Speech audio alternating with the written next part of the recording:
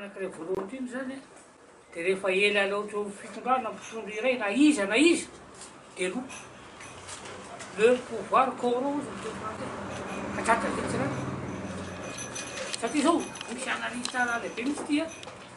tsy misy mafy loatra am'le sampo atao tsy zany le sampo zany tsy masy mandity zany fanaovana moramora volana juin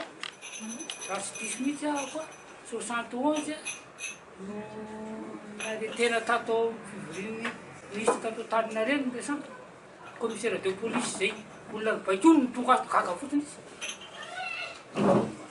manino miaratsy ny patron vakaloatra mba baikony reny kandrony anjera le sampo dia ire sampo io ndray zany nafarana nalefa sisy fitsarana tany Sainte Marie maromaro izy zany fa namatretaka tsy tandy zavatra tena nampikorota zavatra io zany efa nisy korotana zany tao anatiny tao fa le vahoaka avy eo nampianjera azy moramora fotsiny fa le korotana tena tao anatiny tao zay zany zavatra tsara patatiky zay eo amkorotana ambony afany tisokito dia faharoa anakay lehibe deribe dia le cause immédiate mihitsy dia io moa tsy maintsy misy pitarika foana le raha ny tantarany jereny dia mpianatra dia be filatanana reny mitarika